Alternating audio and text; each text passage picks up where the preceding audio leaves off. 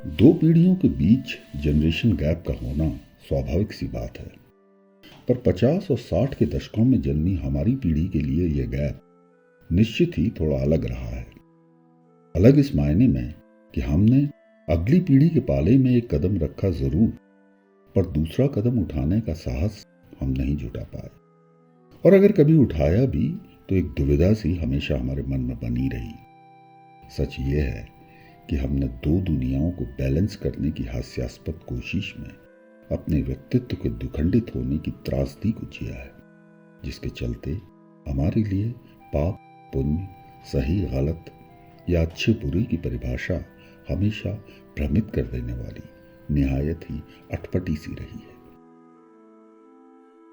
अपनी पीढ़ी में व्याप्त व्यक्तित्व के इसी द्वैत पर यह कहानी गढ़ी है मैंने। शीर्षक है एक और वोदका। सच कहूं तो वोदका एक रूपक भर है। हमारी पीढ़ी की कोई भी टूटती हुई वर्जना इसकी जगह ले सकती है। खैर, कहानी शुरू करते हैं।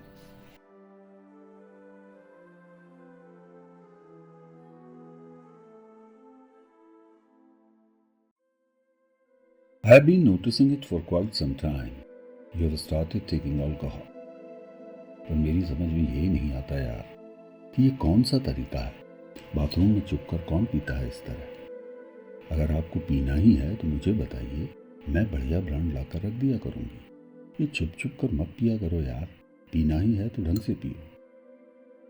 व्हाट्सएप पर यह मैसेज उसकी बेटी का था, कमोबेश उसी बेतकल्लुफ अंदाज में जिसमें वह प्रायः उससे बात किया करती रही है।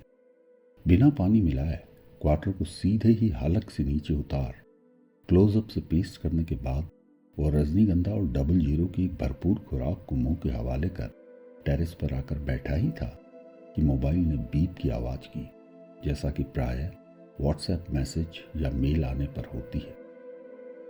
उसके फ़ोन पर आने वाले इस तरह के संदेशों की संख्या बहुत सीमित थी। कभी कभार किसी संपादक द्वारा किसी रचना के स्वीकारे या स्वीकारे जाने की सूचना, गिनती के कुछ मित्रों के गुड मॉर्निंग या फिर हालचाल पूछने और देने वाले संदेश, कोई फॉरवर्ड किया हुआ चुटकुला या बेहुदा सा मजाक, कुल मिलाकर कुछ ऐसा जो याद दिलाता रहे कि इस छोटे से कस्बे नुमा शहर में महीनों से चल रहे लॉकडाउन और कोरोना द्वारा की गई उठापटक के बावजूद आप लोगों से जुड़े हैं, और इस अनिश्चित माहौल में भी दुनिया जहान के दिल की धड़कनें फिलहाल बदस्तूर जारी हैं। जबरदस्त झटका था उसके लिए किसी बहुमंजिली इमारत की ऊंची फ्लैट की उस रेलिंग के अचानक ही खड़खड़ा कर गिर जाने जैसा, जिसके ऊपर अपने शरीर का सारा भार डाल आप कहीं नीचे, बहुत नीचे दौड़ती भागती जिंदगी का दीदार कर रहे हो। कभी बातों बातों में ही उसने किसी को कहते सुना था कि आलू से बनने वाली वोदका आम शराबों की तरह महकती नहीं है, और इसे पीकर अगर किसी के साथ बातचीत कर भी ली जाए तो पता नहीं चलता। यूं भी शराब के बारे में उसका प्रैक्टिकल अनुभव हॉस्टल के दिनों में कभी कभार टुन्न हो जाने वाले साथियों को खींच धकेल कर उनके कमरे तक पहुंचाने तक ही सीमित रहा था। परवरिश और परिवार के संस्कार भी कुछ ऐसे थे कि शराब तो बहुत दूर, एग्जाम्स के समय रात को देर तक पढ़ते हुए कभी कभार सिगरेट सुलगा लेना ही किसी बड़े एडवेंचर से कम नहीं हुआ करता था। नौकरी में आने के बाद भी शराब को लेकर किशोर वय में बहुत ही ज्यादा ठोस हो चुकी वर्जनाएं कभी टूट न सकी। अगर किसी ने देख लिया तो क्या सोचेगा। वर्षों से ढक पोंछ कर संभाली गई अपनी और खानदान की इज्जत को तार तार होते वक्त भी नहीं लगेगा। इस मध्यवर्गीय सोच ने कभी शादी विवाह के अवसरों पर भी उसे पीने पिलाने के माहौल से दूर ही रखा था।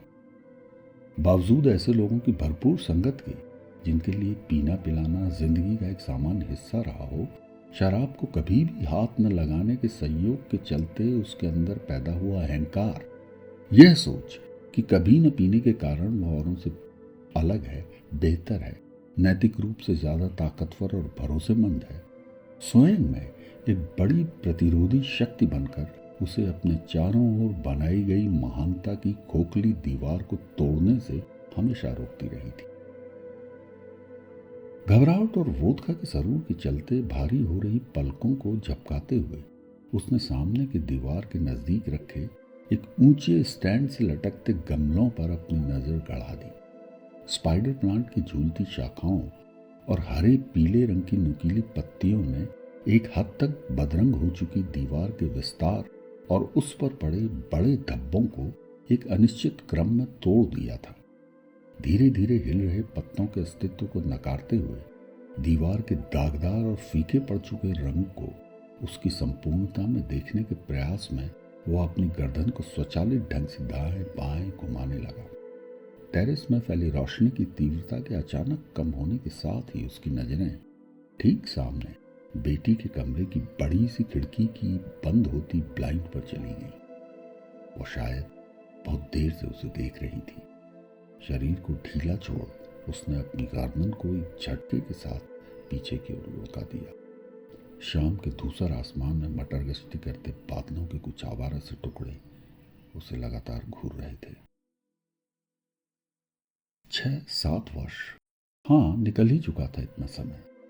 माँ के फेफड़ों का कैंसर तब 3rd स्टेज पर था। अब बचा था तो धीरे धीरे पास आती जा रही मौत का इंतजार। उफ, कितने अजीब, कितने मनहूस दिन थे वो। दर्द से रात भर तड़पती माँ का कराहना, होम्योपैथी की गर्द खाई किताबों से लेकर दुर्गा सप्तशती के किसी श्लोक के संपुट पाठ के बीच झूलते बेबस पिता का यह विश्वास कि वो ठीक हो जाएगी। वक्त से पहले बूढ़ी होती हुई पत्नी की चुप्पी और कॉलेज के बाद अपने कमरे और दादी के सिरहाने तक सिमटी उसकी अकेली बेटी की उपेक्षित सी उपस्थिति, घर के इस बोझिल माहौल से थोड़ी देर के लिए ही सही किसी भी तरह दूर हो जाना स्वयं में किसी उपलब्धि से कम नहीं हुआ करता था उसके लिए उन दिनों। उस दिन सूरज ढलने के साथ ही वो घर से निकल गया था। निरुद्देश इधर उधर भटकने के बाद वह बाजार के कम व्यस्त कोने में पान सिगरेट की एक गुमटी के पास यूं ही खड़ा था। ठीक सामने लोहे की जालीदार ग्रिल के पीछे अंग्रेजी शराब की एक पिंजरानुमा दुकान थी। तभी उसकी नजर टिकट घर सी दिखने वाली इसकी इकलौती खिड़की के नीचे खड़ी की गई वोदका की एक होर्डिंग पर पड़ी। समुद्र की नीली लहरों से उभरते एक सुडौल युवा चेहरे वाले इस विज्ञापन को वो बहुत देर तक घूरता रहा था। औसत दर्जे के एक मध्यवर्गीय परिवार के एक दब्बू सदस्य के रूप में जीवन के इस किंग साइज संस्करण को जीने की कल्पना भी सामान्य स्थितियों में अपराध बोध से सराबोर कर सकती थी उसे। पर सब कुछ सामान्य था ही कहाँ उन दिनों। किसी प्री प्रोग्राम रोबोट वाले अंदाज में दाएं बाएं देखकर उसने जैकेट का हुक चढ़ाया, चश्मे को जेब के हवाले करते हुए एक नज़र अंग्रेजी शराब की दुकान के उस जालीदार काउंटर पर डाली जो संयोगवश लगभग खाली था। उसे याद है, कॉन्फिडेंट दिखने के चक्कर में उसने हड़बड़ाते हुए सेल्समैन से वोदका का एक क्वार्टर खरीदा था और फिर वह उल्टे पांव विपरीत दिशा की ओर निकल गया था। शायद लोगों की भीड़ में घुसकर अपनी पहचान को छुपाना या भूलना चाहता था वह। शाम का धुंधलका कुछ गहराने लगा था। तेज कदमों से चलते हुए वह घर पहुंचा। माँ के कराहने की आवाज बाहर तक आ रही थी। बाथरूम का खुला नल और पिताजी द्वारा गुनगुनाए जा रहे राम रक्षा स्तोत्र की भिनभिनाहट बता रही थी उसे कि उनकी शाम की पूजा का वक्त हो चुका था।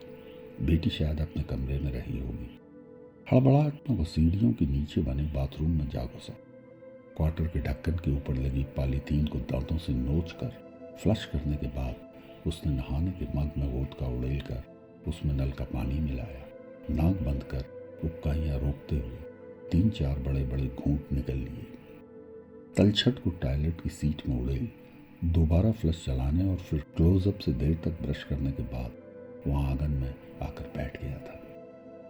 थोड़ी ही देर में उसे सब कुछ पहले से बहुत बेहतर लगने लगा था, जैसे सालों से मुरझाए हुए किसी पौधे पर ढेर सारी पत्तियां और फूल एक साथ उगाए हों, हवा में तैरते कहीं दूर बज रहे फिल्मी गीत पर उसके पैर थाप देने लगे थे। माँ के पास आदतन चुपचाप बैठने के स्थान पर उस दिन वह काफी मुखर हो चला था। जीवन के प्रति हर परिस्थिति में पॉजिटिव बने रहने की जरूरत पर उसने माँ को धारा प्रवाह लेक्चर देना शुरू कर दिया, जिसे सुनकर स्वयं पिताजी भी वहां आकर उसे आश्चर्य से देखने लगे थे। बीच बीच में उसे स्वयं लग रहा था कि वह कुछ ज्यादा ही बोल रहा है। अपने व्यवहार को नियंत्रित करने की कोशिश करते हुए वह खाना खाने के बाद एक किताब लेकर अपने कमरे में चला गया था। उस रात न जाने कितने महीनों बाद उसने अपनी पत्नी को भी उसकी नानुकुर के बावजूद जबरन अपनी ओर खींच लिया था। बाहों के घेरे के बढ़ते हुए प्रसाव के बीच उसे बार बार यह एहसास हो रहा था कि उसकी पत्नी अब भी बहुत आकर्षक है। समय के एक लंबे अंतराल के बाद उस दिन उसने भी चुहल भरे अंदाज में सिर्फ इतना पूछा था, क्या बात है, आज बहुत खुश लग रहे हो। उसे इस बात का पूरा भरोसा था कि उसके थोड़े बहुत अजीब से व्यवहार के बावजूद घर के किसी भी सदस्य का यह सोचना या शक करना कि उसने कुछ नशा किया था लगभग एक असंभव सी संभावना थी। उसे अब भी अच्छी तरह याद है कि दूसरे दिन वह जबरदस्त अपराध बोध और आत्मग्लानि की भावना के साथ उठा था, जो कि दिन के चढ़ने के साथ बढ़ती ही चली गई थी। नहीं करना चाहिए था उसे ऐसा। उसे लग रहा था कि उसने अपने माँ बाप को धोखा दिया है। उसके पिता, सीधी सरल पत्नी, वो बेचारे तो सोच भी नहीं सकते कि कल रात वो पिए हुए था। छल किया था उसने उनके द्वारा की गई परवरिश, उनके दिए संस्कारों के साथ। सर बुरी तरह दुख रहा था, पर शाम होते होते उसने खुद को ही समझाना शुरू कर दिया। पानी में जबरन डुबाए जा रहे किसी बड़े से कॉर्क की तरह एक आवाज बार बार उसके दिमाग में गूंज रही, आलू जैसी सब्जी से बनी ड्रिंक ही तो है यार वो, बस थोड़ा हाई फील करता है आदमी उसे पीकर। ऐसा कौन सा पाप हो गया, बेकार है इतना सेंटिमेंटल होना, सभी तो पीते हैं आजकल। और फिर एक बार पी लेने भर से शराबी तो हो नहीं गया वह। ऐसा भी नहीं है कि अपनी जिम्मेदारियों की कीमत पर वह पीने लगा हो। शाम होते होते वह थोड़ा सामान्य हो गया। अपराध बोध की भावना धुंधलाने लगी थी, पर इतना भी नहीं कि वह दोबारा शराब की दुकान पर पहुंच जाए। पर 3-4 दिन बाद शाम के धुंधलके में जैकेट का हुड चढ़ाए, चश्मे को जेब में डालकर वह दोबारा दुकान के काउंटर पर खड़ा था। काउंटर के खाली होने के लिए सड़क की दूसरी ओर किया गया 10-15 मिनट लंबा इंतजार उसके अपराध बोध को छू भी नहीं पाया था उस दिन।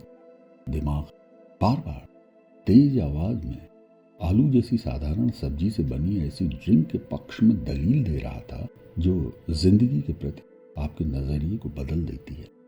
और फिर इसके बाद तो हफ्ते में 1 या 2 दिन बाजार से शाम के वक्त लौटकर सीधे बाथरूम में घुस जाना उसका नियम सा ही बन चुका था।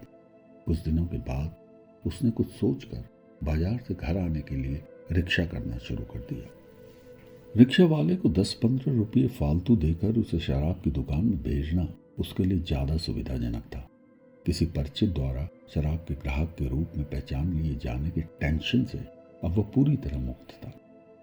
घर से थोड़ा पहले ही वह रिक्शा छोड़ देता था ताकि किसी को कुछ असामान्य सा न लगे। घर में यूं भी किसी के द्वारा यह शक किए जाने की संभावना नहीं थी कि वह पीने लगा है।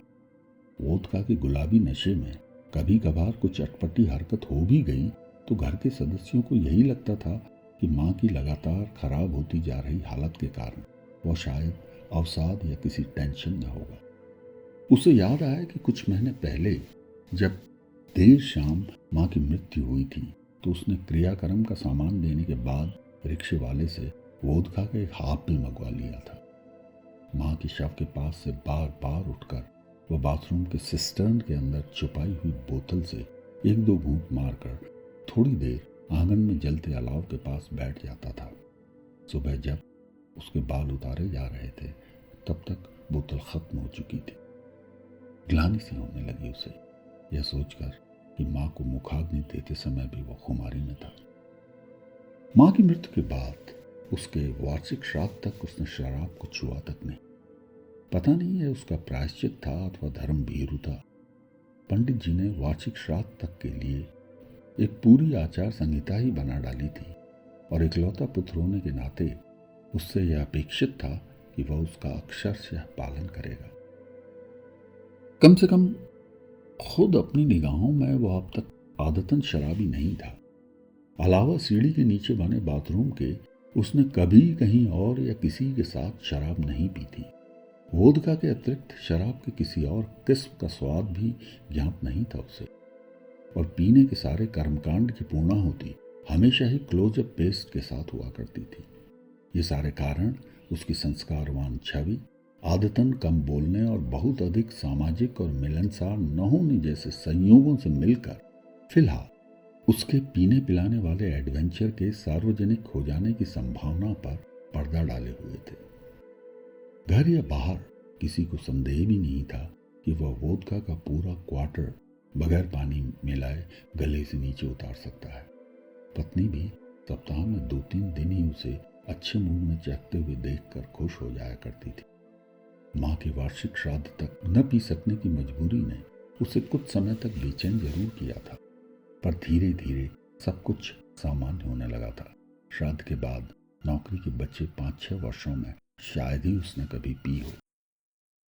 पिछले वर्ष रिटायरमेंट के बाद जब वो घर आया था तो एक दिन शाम को टहलते वक्त उसके कदम अनायास ही शराब की दुकान की ओर बढ़ने लगे थे। दुकान के सामने सड़क के दूसरी ओर खड़े एक रिक्शा को घर के लिए तय करने के बाद थोड़ा आगे बढ़कर उसने रिक्शा वाले को 20 का एक अतिरिक्त नोट देते हुए वोदका का क्वार्टर मंगवा लिया। घर से थोड़ा पहले रिक्शा छोड़ते हुए उसे उस दिन 5-6 वर्ष पूर्व का वक्त दोबारा याद आने लगा था। उसे मालूम था कि अब उसे सीढ़ी के नीचे बने बाथरूम में घुस जाना है और बाहर निकलने से पहले उसे क्लोजअप से दांत साफ करने होंगे।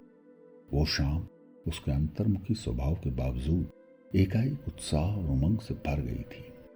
आंगन के कोने में हनी सकल के झाड़ के पास पड़ी इजी चेयर पर बैठे बैठे उसने अनजाने में ही आत्मालाप करना शुरू कर दिया। वोदका के गुलाबी नशे में उससे लगने लगा था कि वह दुनिया का सबसे भाग्यशाली व्यक्ति है, कि अच्छे रिटायरमेंट बेनिफिट्स के चलते उसका भविष्य सुरक्षित है। एक बेटी है, वह भी यूनिवर्सिटी में प्रोफेसर बन चुकी है। देर सबेर शादी हो ही जानी है। पिताजी 80 की आयु में भी पूरी तरह स्वस्थ हैं। पत्नी का अटूट विश्वास हमेशा की तरह उस पर आज भी कायम है। अब जिंदगी को अगर एक उत्सव की तरह जिया जाए तो बुराई क्या है इसमें? रोज नहीं भी तो हफ्ते में 1-8 दिन तो वह वोदका का एक क्वार्टर ले ही सकता है। आलू से बनी ड्रिंक ही तो है। कौन सा पाप हो जाएगा अगर कभी कभार उसने थोड़ी सी ले भी ली। यह कभी कभार कब हफ्ते में 1-8 दिन की सीमा लाकर 4-5 दिन हो गया उसे खुद पता नहीं चला। वोदका की घुटी घुटी और अन्य शराबों से थोड़ा अलग महक तथा उसके पीना शुरू कर देने की संभावना का कम से कम पिता और पत्नी के लिए कल्पनातीत होना हालांकि निश्चित था, पर अपनी ओर से वह पूरी सावधानी बरतने लगा था। पीने की एकमात्र जगह अब भी वही बाथरूम था। क्वार्टर से ज्यादा उसने कभी पी नहीं। अगर 2 दिन का कोटा का भी साथ भी खरीदा हो तो बजाय एक हाफ खरीदने के वो 2 क्वार्टर खरीदना ज्यादा मुनासिब समझता था। संयमित मात्रा में पीने के बावजूद वह भले ही कभी वाचाल हो जाए, पर शराबियों की तरह निरर्थक बड़बड़ाने या गिरने पड़ने की नौबत कभी नहीं आई। मंगलवार के व्रत वाले दिन रात के खाने के बाद कभी कभार अगर सर घूमने भी लगता तो वह चुपचाप अपने कमरे में जाकर सो जाया करता था। पत्नी दूसरे दिन सुबह बस इतना ही पूछती, कल बहुत जल्दी सो गए थे, तबीयत तो ठीक है आपकी? शायद कभी याद न किए गए पिछले 8-10 वर्षों के समय को वह अचानक हाथ आए किसी टाइम कैप्सूल में दफन जंग खाए पुराने सामान की तरह उलट पलट रहा था। वोदका के नशे और संभवतः पश्चाताप के अनपेक्षित द्वार के चलते अपने शरीर और उपस्थिति से पूरी तरह निरपेक्ष वह अब अपने विचारों और बिंबों की एक विस्फोटक अभिव्यक्ति बन चुका था। अपने अंदर कभी कभी क्रमबद्ध तो कभी नितांत अव्यवस्थित तरीके से बन बिगड़ रहे व्यतीत को वह चाहे अनचाहे दोबारा जी रहा था। कितना बड़ा धोखा दिया था उसने अपने परिवार को, अपनी पत्नी और पिता को, और निश्चित रूप से स्वयं को, उन सबको जो उससे परिचित थे। क्या हासिल हुआ उसे मुखौटा लगाकर जीने से? ठीक है, किसी को पता नहीं चला था अब तक कि वह पीने लगा है, पर कौन सा आसमान गिर जाता अगर पता भी चल जाता। पीने के बाद भी न पीने वाली इमेज को सहेज संभाल कर भला क्या पा लिया था उसने। विचारों का अंतहीन क्रम पिताजी की आवाज से टूटा जो उसे खाना खाने के लिए बुला रहे थे। खाना खाते समय बेटी का व्यवहार पूरी तरह से सामान्य था। उसने शायद किसी से कुछ भी नहीं कहा था। वह स्वयं आत्मग्लानि से इतना भरा हुआ था कि खाना खाते समय भी उससे बात करना तो दूर, उसकी ओर देखने का साहस भी नहीं जुटा पाया था। वह पत्नी से सर भारी होने की बात कहकर वह चुपचाप अपने कमरे में चला गया। बहुत देर तक यूं ही लेटे रहने के बाद उसने बेटी के लिए व्हाट्सएप पर एक मैसेज लिखना शुरू किया। मैं तुमसे झूठ नहीं बोलूंगा, इस बीच मैंने वाकई बहुत फ्रीक्वेंटली पीना शुरू कर दिया था। मुझे लगता था वोदका से महक नहीं आती। मैं खुद बहुत शर्मिंदा हूँ। विश्वास करना, आज के बाद यह सब हिस्ट्री हो जाएगा। जीवन में उसने पहली बार स्वीकारा था कि वह शराब पीता है। इस आत्मस्वीकृति ने शायद उसके अंदर के बोझ को थोड़ा हल्का कर दिया था। उसे स्वयं पता नहीं चला कि कब नींद आ गई। अगले दिन सुबह सब कुछ सामान्य था। बिटिया समझदार थी। उसने न तो किसी से इस घटना का जिक्र किया और ना ही उससे इस विषय में कभी कुछ बात की। समय अपनी गति से बीतने लगा। शाम के वक्त बाजार जाना उसने बंद कर दिया था। कभी कभार यदि किसी काम से जाना भी पड़ा तो उसकी कोशिश रहती थी कि शराब की दुकान के आसपास भी न फटकना पड़े। एक दो बार ऐसा हुआ कि किसी रिक्शा वाले ने पहचानने वाले अंदाज में उसे घूरने के बाद पूछ लिया था, साहब बड़े दिनों में दिखे हैं आज, कहिए तो घर छोड़ दूं। इस बीच कोविड के केसेस में आई कमी के कारण स्थितियां थोड़ी बेहतर होने लगी थी। कंटेनमेंट जोन्स अब धीरे धीरे सिकुड़ने लगे थे। ई पास की बाध्यता को भी सरकार ने खत्म कर दिया था। मास्क और सोशल डिस्टेंसिंग को लेकर लोग अब लापरवाह होने लगे थे। अनुमान था कि स्कूल कॉलेजेस में सीनियर कक्षाएं और यूनिवर्सिटी भी शायद जल्दी ही खुल जाए। यूनिवर्सिटी ने तो पिछले सेमेस्टर की परीक्षाएं भी ऑनलाइन ही की थी। लगभग 2 सप्ताह बाद राज्य सरकार द्वारा यह घोषणा कर ही दी गई कि नवंबर के दूसरे सप्ताह में यूनिवर्सिटी में कक्षाएं सामान्य रूप से चलने लगेंगी। यह एक अच्छी खबर थी उसके लिए। बिटिया की नियुक्ति अब तक एडहॉक में थी और ऑनलाइन पढ़ाई के लंबे खिंचने पर उसके नियमित हो सकने की संभावना भी कम ही थी। स्वाभाविक था, यूनिवर्सिटी खोले जाने के निर्णय से बिटिया भी खासी उत्साहित थी। यूनिवर्सिटी खुलने के कुछ दिनों बाद बिटिया ने बताया कि सीनियर फेलोशिप मिल जाने के कारण उसे संभवतः पोस्ट ग्रेजुएट कक्षाओं को भी पढ़ाना होगा। बहुत खुश थी वह उस दिन। उसके यूनिवर्सिटी चले जाने के बाद वह सारा दिन उसी के बारे में सोचता रहा था। साहित्य में बचपन से ही बहुत रुचि थी उसकी। घर पर पड़े लासा कुत्ते की अचानक हुई मौत पर लिखा उसका आर्टिकल पहली बार एक प्रसिद्ध अंग्रेजी दैनिक की संडे मैगजीन में प्रकाशित हुआ था। 10वीं में पढ़ती थी तब वह। उसे याद आने लगा कि कैसे शाम के वक्त उसके साथ लंबे वॉक पर जाते हुए वह उसे पेड़ों, फूलों, तितलियों और चिड़ियाओं इत्यादि के बारे में बताया करता था। जब वह साहित्य में मास्टर्स कर रही थी तब वे दोनों थॉमस हार्डी की मेलियोरिज्म, शैले और जयशंकर प्रसाद की कविताओं के सामने या फिर प्रकृति के प्रति सुमित्रानंदन पंत, वर्ड्सवर्थ और वॉल्ट व्हिटमैन के नजरिए जैसे विषयों पर घंटों बहस किया करते थे। 20-25 वर्षों के दीर्घ अंतराल में बिखरे अनगिनत पलों को जैसे दोबारा से जीता रहा था वह सारा दिन। शाम ढलने के साथ ही उसे ध्यान आया कि बहुत देर हो चुकी है। हमेशा की तरह 3-3:30 बजे तक यूनिवर्सिटी से घर वापस आ जाने वाली उसकी बेटी अब तक नहीं आई थी, जबकि दिन ढलने की तैयारी में था। कोई फोन भी नहीं आया था उसका। बेचैन होकर उसने अपनी नजरें सड़क पर गड़ा दी। लगभग 1-1.5 घंटे के इंतजार के बाद गाड़ी के ब्रेक की आवाज सुनकर वो दरवाजा खोलने के लिए नीचे की मंजिल में उतर आया। हवा के किसी तेज और अनपेक्षित झोंके की तरह घर में घुसते हुए बेटी सिर्फ हेलो पापा कहते हुए सीधे अपने कमरे की ओर चली गई। अजीब सा लगा उसे। आदतन वो उसे दरवाजे पर ही रोककर यूनिवर्सिटी की अपनी दिनचर्या के बारे में कुछ न कुछ जरूर बताया करती थी। उसे उम्मीद थी कि पीजी क्लासेस के मिलने, अपनी नियुक्ति के रेगुलराइजेशन या फिर नए बैच के बारे में जरूर कुछ न कुछ तो बोलेगी ही वो। उसका यूं कमरे में चले जाना असामान्य सा लगा उसे। उन सीढ़ियों में पसरे खालीपन को जिनसे होकर वह गई थी वह देर तक घूरता रहा। सीढ़ियों के नीचे बने बाथरूम के अधखुले दरवाजे से बाल्टी की मुहाने पर लटका प्लास्टिक का मग झांक रहा था। अचानक उसने महसूस किया कि इस मग से जुड़ी महक, जिसे अभी कुछ महीनों पहले तक इसी बाथरूम के बंद दरवाजे के पीछे वो शाम के वक्त अक्सर महसूस किया करता था, उसके आसपास फैली हुई है। सूं सूं की तेज आवाज के साथ सूंघने के क्रम को जारी रखते हुए उसने बेटी के कमरे का दरवाजा खटखटाया। दरवाजा खुला हुआ था। सारा कमरा उस चिर परिचित महक से, जिसके तीखेपन को वह शायद पहली बार खुद भी महसूस कर रहा था, भरा हुआ था। बिटिया उसे देखकर थोड़ा हचकचाई और फिर एकदम सामान्य होकर बोली, कुछ नहीं यार पापा, मेरा अपॉइंटमेंट रेगुलराइज हो गया है। अब पीजी क्लासेस भी पढ़ानी है। साथ के लोगों ने पार्टी के लिए मजबूर कर दिया। I was force to have 2-3 shots. ये तो सब चलता ही है ना पापा, यू नो इट। इतना बड़ा ओकेजन, सेलिब्रेशन तो बनता है ना यार। वह अवाक उसे देखता रहा। वॉशरूम की ओर जाते हुए वह अचानक पलटी और उसे ढाढ़स बधाने वाले अंदाज में मुस्कुराते हुए बोली, डोंट वरी पापा, दादाजी को पता नहीं चलेगा। You know it well, vodka doesn't smell that foul.